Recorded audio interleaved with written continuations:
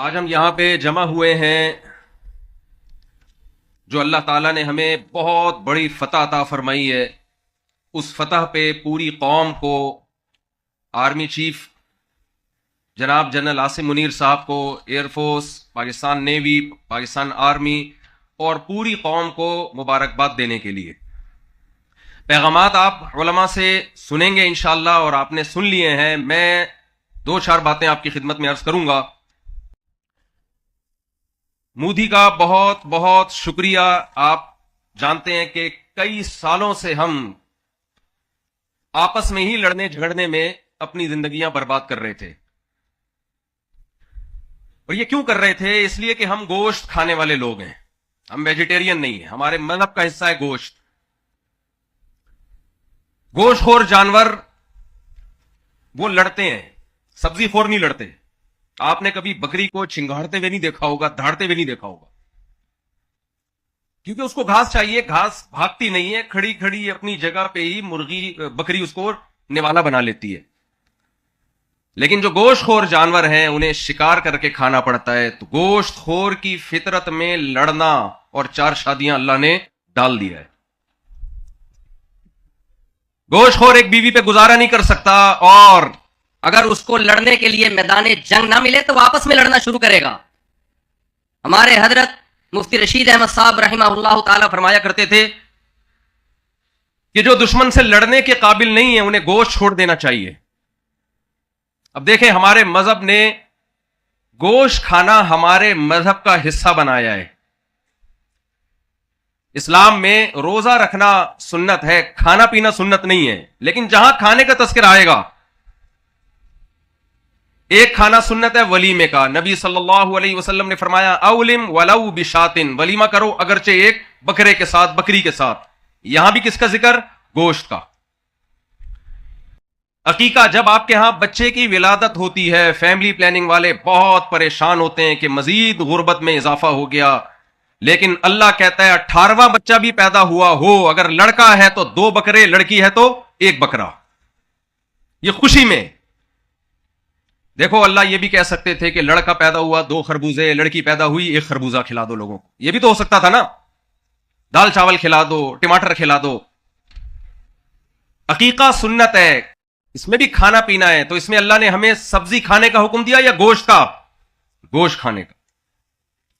جب ہم حج کرنے جاتے ہیں، ایک سفر میں حج اور عمرہ کرتے ہیں جسے حج تمتع کہا جاتا ہے، تو شکرانے کے طور پر ہمیں جانور ذبح کرنے کا اور اس کے گوشت کھانے یا کھلانے کا حکم ہے. یہاں بھی کیا ہے؟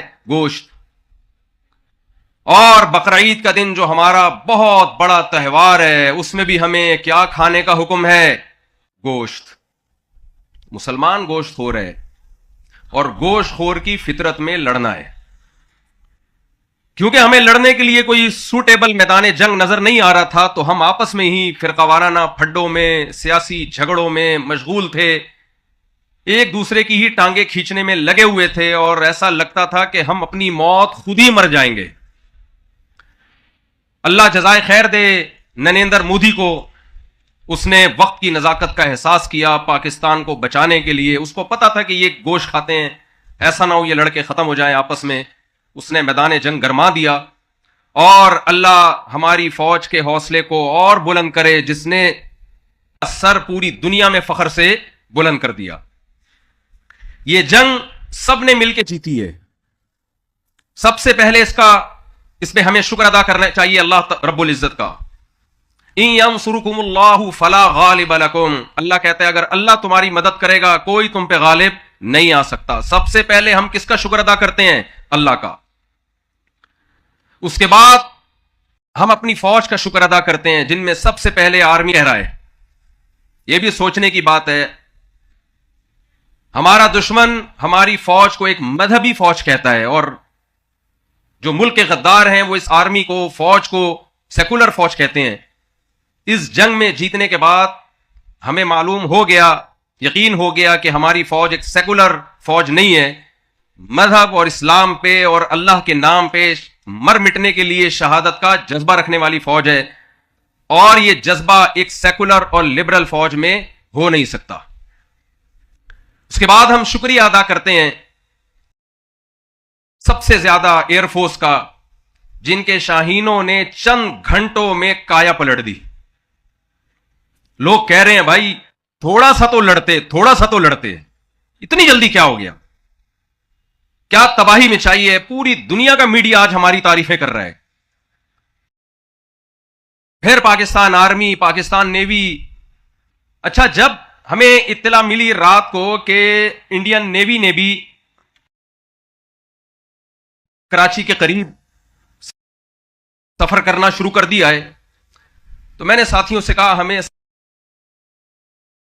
समंदरी जिहाद के फजाइल पर कुछ बयान देना चाहिए।